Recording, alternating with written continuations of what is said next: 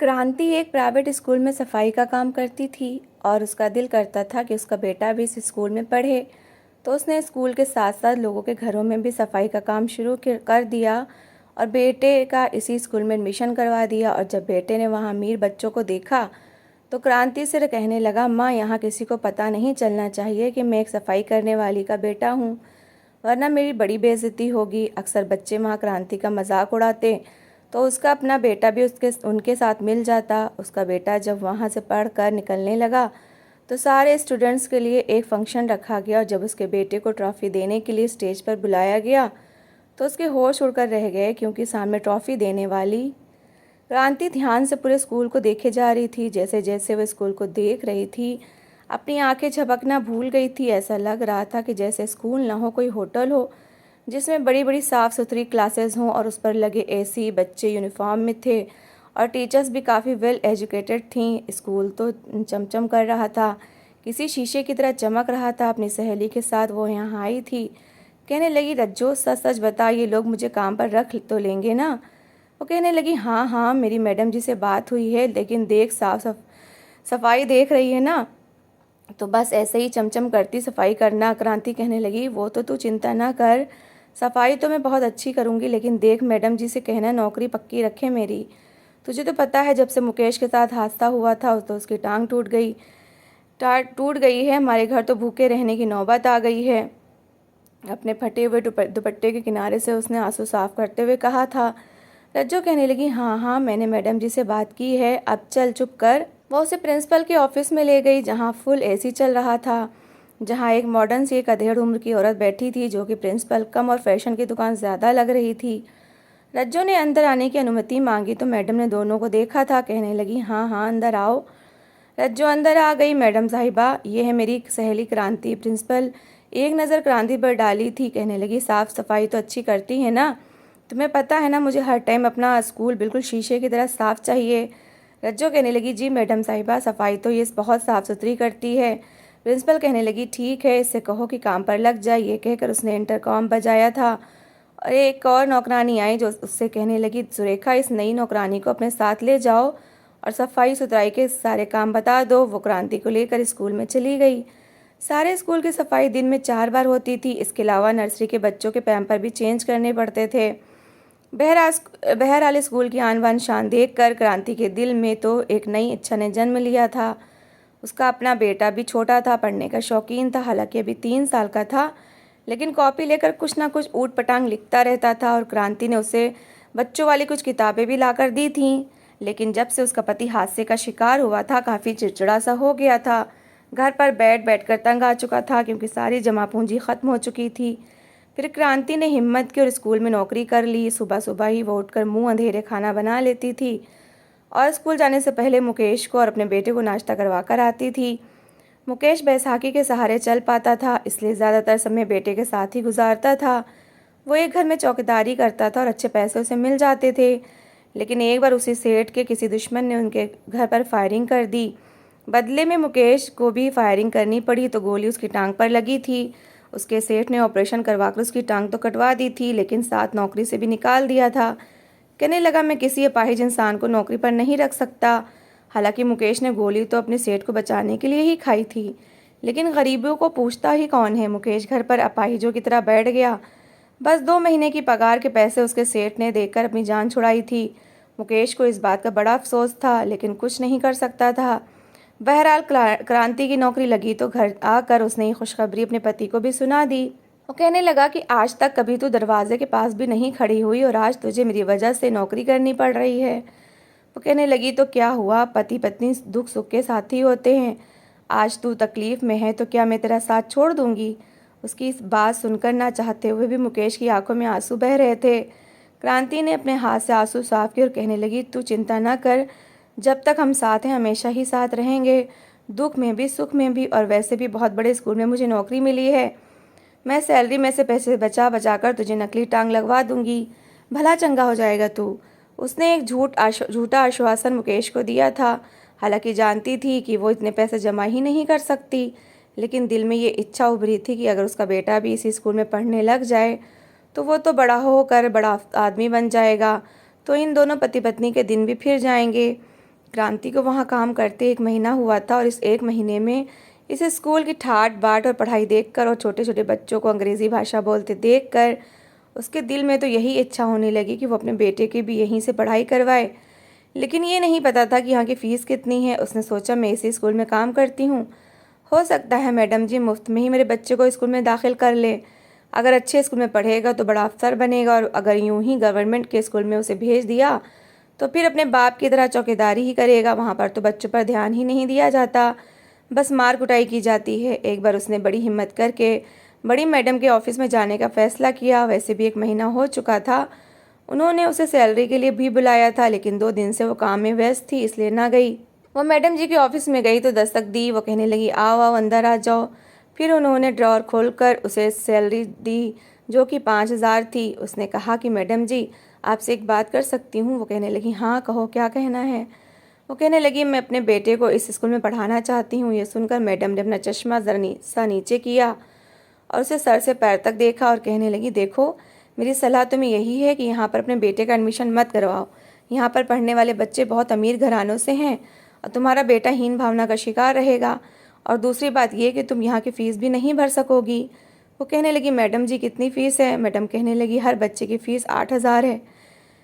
ये सुनकर तो उसके होश उड़े थे। वो कहने लगी, मैडम जी इतनी ज़्यादा फ़ीस? मैडम कहने लगी, हाँ इतनी ज़्यादा फ़ीस में हमने इतनी ज़्यादा सहूलियत भी तो दी हैं। क्रांति समझी थी कि शायद 500 या 1,000 फ़ीस होगी और कुछ वो मैडम से कहकर कम करवा लेगी, लेकिन 8,000 का तो सुनकर उसका दिल ही धड़कना भूल गया था। इतनी तो उसकी पगार तक नहीं थी, इतने पैसे वो कैसे भर सकती थी? बड़ी मायूस होकर वो घर आई। मुकेश से वो पहले ही कह चुकी थी कि अपने बेटे का एडमिशन बड़े स्कूल में करवाएगी ताकि बड़ा होकर वो अफसर बने। मुकेश ने जब उससे पूछा तो क्रांति की आंखों में आंसू झिलमिलाने लगे। वो कहने लगी, 8,000 फ़ीस है मुकेश, और हम अब इतनी फ़ीस नहीं भर सकते। मुकेश ने गहरी सांस ली। कहने लगा, हमारे बच्चों का भविष्य इसलिए तो नहीं बदलता क्योंकि हम बड़े बड़े स्कूलों की फ़ीसें नहीं भर सकते। लेकिन क्रांति का दिल उसी स्कूल पर अटका हुआ था, इसलिए वो कहने लगी, मुकेश अगर आपकी अनुमति हो तो मैं 2-4 घरों की नौकरी भी कर लूँ। अच्छे पैसे मिल जाएंगे तो हम हमारे बच्चे का दाखिला अच्छे स्कूल में करा देंगे। अगर आज हमने अपने बेटे के लिए कोशिश की तो कल हमें ही फ़ायदा होगा। मुकेश कहने लगा, मैं सोच रहा हूँ कि रिक्शा चलाना शुरू कर दूँ। मेरा एक दोस्त है, उसका मालिक भाड़े पर रिक्शा देता है और रिक्शा तो मैं चला ही सकता हूँ।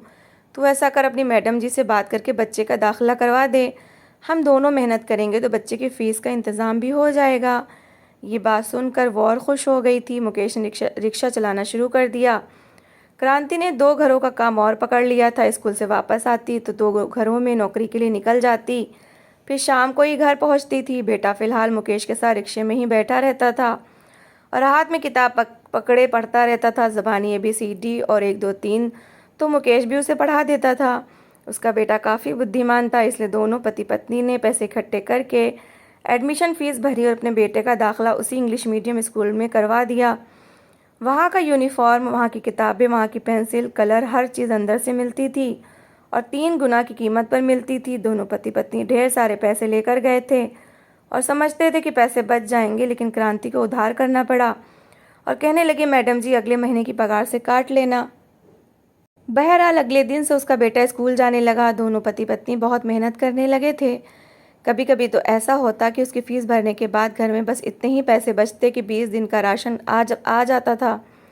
फिर स्कूल में ये भी सोचते कि बच्चे को टिफ़िन में अच्छी अच्छी चीज़ें दी जाएं, कभी सैंडविच, कभी फ्रेंच फ्राइज़, कभी कटलेट्स, कि कहीं बच्चा हीन भावना का शिकार ना हो जाए, क्योंकि सब बच्चे ऐसी ही चीज़ें लाते थे। अपने बच्चे के सारे खर्चे निकाल कर दोनों के पास मुश्किल से बस इतने पैसे बचते थे कि महीना बड़ी मुश्किल से वो लोग रोटी और दाल खा सकते थे। क्रांति ने 3 घरों का काम पकड़ लिया था और मुकेश भी रात के 1-2 बजे तक रिक्शा चलाता रहता। फिर जाकर बेटे के स्कूल के खर्चे पूरे होते थे। फिर इसके बाद कभी पिंक डे शुरू हो जाता कि सारे बच्चे पिंक कलर का सूट पहन कर आएंगे, कभी येलो के सारे बच्चे ये पीले रंग का ड्रेस पहन कर आए। सिर्फ फीस ही नहीं थी, एक दुकानदारी थी जो कि प्राइवेट स्कूल खोल कर बैठे थे। दोनों पति पत्नी बहुत परेशान होकर रह गए थे। सालों अपने कपड़े नहीं बनवाते थे, लेकिन बेटे को हर फंक्शन पर नया ड्रेस लेकर देते थे ताकि वो हीन भावना का शिकार न हो जाए। बेटा इंग्लिश में बात करता तो दोनों पति पत्नी की खुशी की सीमा न होती। अपनी मेहनत उन्हें उस समय वसूल हुई जब पहले ही साल बच्चे ने अपनी पूरी क्लास में फर्स्ट पोजीशन ली थी। तब तो वो छोटा था, इसलिए माँ बाप की गरीबी उसे नज़र नहीं आती थी। लेकिन जैसे जैसे बड़ा होने लगा उसे अपने घर का माहौल, यहाँ तक कि अपने माँ बाप भी अच्छे नहीं लगते थे। वो जब तीसरी क्लास में आया तो अजीबोगरीब बातें शुरू कर दी। कहने लगा, माँ हमारा घर इतना छोटा क्यों है? क्रांति कहने लगी, बेटा हर एक का घर बड़ा तो नहीं होता। वो कहने लगा, लेकिन मेरे क्लास फेलो के घर बड़े हैं, बहुत बड़े बड़े घर हैं, हमारी तरह तो किसी का भी इतना छोटा घर नहीं है। फिर कहने लगा कि आप मेरे स्कूल में सफाई क्यों करती हैं? वो कहने लगी, बेटा तुम्हारी फ़ीस भी तो भरनी होती है, हम दोनों मेहनत नहीं करेंगे तो तुम बड़े अफसर कैसे बनोगे? जब तुम पढ़ लिख जाओगे, बड़े अफसर बनोगे, फिर हम दोनों भी काम छोड़ देंगे, फिर हमारा भी घर बड़ा होगा। ये कहते हुए उसने अपने बेटे को रोटी का निवाला दाल के साथ लगा कर दिया था। बेटा कहने लगा, फिर से दाल? माँ मैं रोज़ रोज़ दाल नहीं खाऊंगा। पता है मेरी क्लास के बच्चे चीज़ बर्गर खाते हैं, पिज़्ज़ा खाते हैं, उनके घर में बहुत अच्छी अच्छी चीज़ें बनती हैं, हमारे घर में बस दाल बनती है, मैं नहीं खा रहा। वो कहने लगी, बुरी बात है बेटा, भगवान का धन्यवाद करते हैं कि तुम टिफ़िन में इतनी अच्छी चीज़ें भी तो लेकर जाते हो। वो कहने लगा, बस वही होती हैं अच्छी चीज़ें, घर में तो ऐसा कुछ नहीं बनता। क्रांति कहने लगी, अच्छा ठीक है, रविवार को तुम्हारी पसंद का पनीर बना दूंगी। बेटे को मटर पनीर बड़ा पसंद था। वो कहने लगा, मुझे नहीं खाना, ये भी कोई खाना होता है जिसमें सिर्फ थोड़ा सा पनीर हो? फिर कहने लगा, आप सबके सामने ये मत कहिएगा कि मैं आपका बेटा हूँ। ये सुनकर क्रांति को हैरत हुई थी। कहने लगी, क्यों? सूरज कहने लगा, माँ समझा करिए, बच्चे मेरा मजाक उड़ाएंगे कि मैं सफाई करने वाली का बेटा हूँ, सब लोग मुझे बेइज्जत करेंगे। मुकेश ने जब ये बात सुनी तो कहने लगा, ठीक ही तो कह रहा है, तुम मत बताना कि ये तुम्हारा बेटा है, तुम पूरी क्लास के सामने हमारे बच्चे का मजाक बन जाएगा। हमने आज तक मेहनत इसी के लिए तो की है ताकि ये किसी हीन भावना का शिकार ना हो। खुद भूखे रह लेते हैं लेकिन इसकी फरमाइश पूरी करते हैं। क्रांति कहने लगी, ठीक कह रहे हो तुम, मैं ऐसा ही करूँगी। एक बार एक छोटे बच्चे ने पैम्पर में ही पॉटी कर दी। क्रांति उसे वॉशरूम में धुलवाकर नया पैम्पर पहना रही थी। जब सूरज और उसकी क्लास के बच्चे वहाँ पहुँच गए, उन्होंने जब क्रांति को ये सब करते देखा तो मजाक उड़ाने लगे, उस पर हंसने लगे कि वो दूसरों की पोटी साफ करती है। सूरज भी साथ ही खड़ा था, उसके दोस्त हंस रहे थे, उसकी माँ का मजाक उड़ा रहे थे। कहने लगे, सूरज तुम भी कुछ कहो कि एक गरीब औरत है, दूसरों की गंद साफ करती है। सूरज ने भी कहना शुरू कर दिया। पहली बार क्रांति के दिल पर धचका सा लगा था, बहुत दुख हुआ था। दूसरों के मुंह से सुनकर इतनी तकलीफ नहीं होती जितनी अपने बेटे के मुंह से सुनकर हुई थी। वो वैन में आता जाता था और वैन भी उसके घर के पास आकर नहीं छोड़ती थी बल्कि मेन रोड पर ही उसे उतारती थी। जहाँ बड़े बड़े अपार्टमेंट्स बने हुए थे वहाँ से क्रांति उसे लेकर जाती थी। आज जब क्रांति आई तो कहने लगी, तुमने सब बच्चों के साथ मिलकर मेरा मजाक क्यों उड़ाया? सूरज कहने लगा, तो क्या करता, आपको शर्म नहीं आती दूसरे बच्चों की पोटी साफ करते हुए? अगर मैं मजाक न उड़ाता तो वो समझते कि मैं आपका बेटा हूँ और मैं ये बात बर्दाश्त नहीं कर सकता। 5वीं कक्षा में वो आ चुका था, इसलिए नखरा भी बढ़ गया था। कहता था, मुझे अलग कमरा चाहिए, मैं यहाँ नहीं रहूँगा, पापा भी यहीं पर सोते हैं, आप भी यहीं पर सोती हैं, मुझे अपने हिसाब से उठना बैठना होता है। मुकेश ने कहा कि ठीक है, ठीक ही तो कह रहा है, ऐसा करते हैं, आंगन में पलंग डाल लेते हैं, इसे कमरा दे देते हैं। फिर उसने कहा कि मुझे किताबों के लिए स्टडी टेबल चाहिए, कुर्सी चाहिए, लैम्प चाहिए ताकि मैं अपनी किताबें रख सकूं। मुकेश ने थोड़े बहुत पैसे जमा कर रखे थे, उसने वो सारे पैसे उसके कमरे को सजाने में खर्च कर दिए। फिर जाकर सूरज के चेहरे पर खुशी की लहर दौड़ी थी। क्रांति जिस घर में काम करती थी वहाँ मालकिन की बेटी क्रांति की बड़ी इज्जत करती थी। कहती थी कि आप बहुत अच्छी हैं, इतनी मेहनत करके आप अपने बेटे को अच्छे स्कूल में शिक्षा दिलवा रही हैं। आप दोनों पति पत्नी की मेहनत को देखकर मुझे आप दोनों पर बड़ा गर्व महसूस होता है। माँ बाप अपनी औलाद के लिए कितनी मेहनत करते हैं। उस समय वो लड़की 11वीं कक्षा में पढ़ती थी और अक्सर उसके बेटे की किताबें और कापियों के पैसे क्रांति को दे देती थी। समय आगे बढ़ने लगा था, दोनों पति पत्नी की मेहनत और भी ज़्यादा बढ़ने लगी क्योंकि जैसे जैसे सूरज की क्लासेस बढ़ रही थी उसकी फरमाइशें भी बढ़ने लगी थीं। दोनों पति पत्नी ने पाई पाई जोड़कर उसे मोबाइल भी लेकर दिया था क्योंकि वो कहता था कि उसे मोबाइल में काम करना होता है, टीचर के मैसेजेस मोबाइल पर आते हैं, टेस्ट भी मोबाइल पर ही बताए जाते हैं। मोबाइल पर वो पढ़ाई के अलावा वो वीडियो देखता रहता। अब तो जैसे माँ बाप उसके लिए बस नाम के रह गए थे। 2 मिनट भी उनके पास नहीं बैठता था। एक बार तेज़ तूफानी बारिश हुई, आंगन में पानी भरने लगा, इसलिए मुकेश और क्रांति ने अपनी चारपाई कमरे के अंदर रख ली। ये देखकर उसका बेटा चीखने चिल्लाने लगा, कहने लगा, माँ ये आप क्या कर रही हैं? मेरे कमरे में चारपाई क्यों रखी है? मेरा सारा कमरा गीला हो जाएगा। मुकेश कहने लगा, बेटा बाहर बहुत तेज़ बारिश है, हम दोनों तो बीमार पड़ जाएंगे, भीग जाएंगे और हमारे घर में बस एक ही कमरा है। सूरज कहने लगा, तो बेच दीजिए ना, एक कमरे के घर को बड़ा घर ले लीजिए कोई, मैं अपने कमरे में किसी को भी बर्दाश्त नहीं कर सकता। ये सुनकर क्रांति ने पहली बार सूरज को डांटा था। कहने लगी, तुम्हें बात करने की भी ज़रा भी तमीज़ नहीं है। तुम्हारे लिए हम इतनी मेहनत कर रहे हैं, तुम्हें कमरे में रखते हुए खुद धूप में रहते हैं, गर्मी में रहते हैं, आंगन में सोते हैं। तुम्हारे कमरे में कोई आता नहीं। आज मजबूरी है, बारिश हो रही है तो तुम्हें हम बुरे लगने लगे। वो कहने लगा, मुझे अपनी प्राइवेसी ज़्यादा पसंद है, मुझे किसी भी की इन्वॉल्वमेंट पसंद नहीं है। पता नहीं मैं क्यों गरीब घर में पैदा हो गया। ये कहकर वो फूट फूट कर रोने लगा, जैसे कि क्रांति और मुकेश ने उसके साथ कोई ज्यादती कर दी। बहरहाल मुकेश ने कहा कि छोड़ो, बच्चा है, नासमझ है। दोनों ने चारपाई आंगन में बाहर निकाली। बस थोड़ा सा हिस्सा ऐसा था जो कि घिरा हुआ था, वहाँ पर चारपाई बिछाई। लेकिन बारिश हवा के ज़ोर से वहाँ भी आती रही। सर्दियों की बारिश थी, इसलिए सर्दी भी बहुत लग रही थी। कंबल भी भीग गए थे, लेकिन बेटे को कमरे में किसी की मौजूदगी पसंद न थी, इसलिए उसे तंग नहीं किया गया। सुबह तक दोनों पति पत्नी को बुखार हो गया था, लेकिन इस बुखार में मुकेश रिक्शा चलाने से बाज नहीं आया और क्रांति भी अपने काम पर गई थी। दोनों ने बुखार की दवाई खाई और अपने कामों पर निकल गए। 2 साल हो गए थे। मुकेश ने अपने लिए जूते नहीं खरीदे थे और ना क्रांति ने अपना कोई सूट खरीदा था। बस अपने बेटे की इच्छाओं को ही पूरा करते रहते थे कि कल को बड़ा होगा तो उनके भी दिन अच्छे हो जाएंगे। लेकिन एक बार सूरज कहने लगा कि जब मैं बड़ा आदमी बन जाऊंगा तो एक बहुत बड़ा घर खरीदूंगा। क्रांति कहने लगी कि हाँ हाँ, उसी समय का तो हम इंतज़ार कर रहे हैं कि जब तुम बड़ा घर खरीदोगे। वो कहने लगा, फिर उस घर में मैं आप दोनों को नहीं रखूँगा। ये सुनकर मुकेश और क्रांति उसकी शक्ल देखने लगे। अब वो 10वीं कक्षा में आ चुका था। क्रांति कहने लगी, क्यों बेटा? वो कहने लगा, इसलिए कि आप माँ कम और नौकरानी ज़्यादा लगती हैं, पापा मेरे बाप कम और रिक्शा वाले ज़्यादा लगते हैं, इसलिए मुझे शर्मिंदगी होती है। मैं आप लोगों को अपने साथ नहीं रखूँगा, सब मेरा मजाक उड़ाएंगे। मुकेश कहने लगा, जब तुम बड़े आदमी बन जाओगे तो फिर हमारे साफ सुथरे कपड़े होंगे, हम भी अमीर लगेंगे। वो कहने लगा, नहीं पापा, टूटी टांग वाले अच्छे कपड़ों में भी गरीब ही लगते हैं। पहली बार मुकेश को बड़ा दुख हुआ था। बेटे ने तो अपने सगे बाप को टूटी टांग वाला कह दिया था। सूरज कहने लगा कि मेरे बोर्ड के पेपर बहुत अच्छे हुए हैं, मुझे पता है कि मुझे इस बार इनाम भी मिलेगा और ट्रॉफ़ी भी। स्कूल वालों ने कहा है कि जिसका ग्रेड बहुत अच्छा आएगा उसे ट्रॉफ़ी और इनाम देंगे, और भगवान के लिए आप लोग मत आइएगा। बड़े गुस्से और घृणा से सूरज ने कहा था। जिस दिन उसका रिजल्ट आया, उसका इतना अच्छा रिजल्ट देखकर स्कूल वालों ने उसे ट्रॉफ़ी देने के लिए कहा था। खुश तो मुकेश और क्रांति भी थे, लेकिन इतनी बड़ी खुशी में वो दोनों शामिल नहीं हो सकते थे।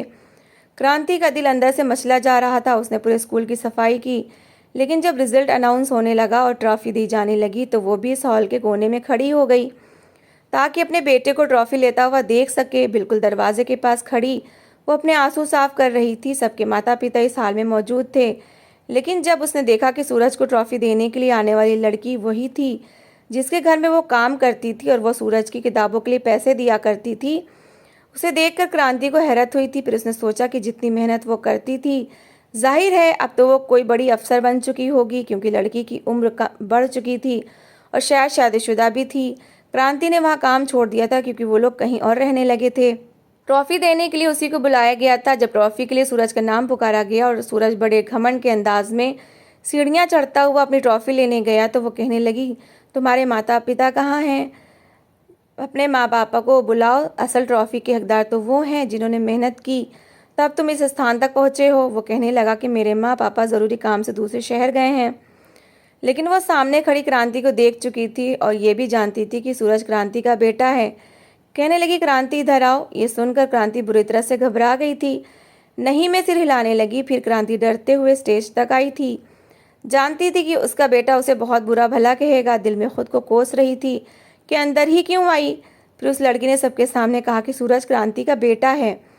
ये सुनकर सभी हैरान रह गए थे और वो लड़की कहने लगी कि क्रांति ने दिन रात मेहनत करके और इसके बाप ने दिन रात रिक्शा चलाया और स्कूल में अपने बेटे को शिक्षा दिलवाई, यहाँ तक कि आज ये इस पूरे स्कूल में टॉप कर चुका है।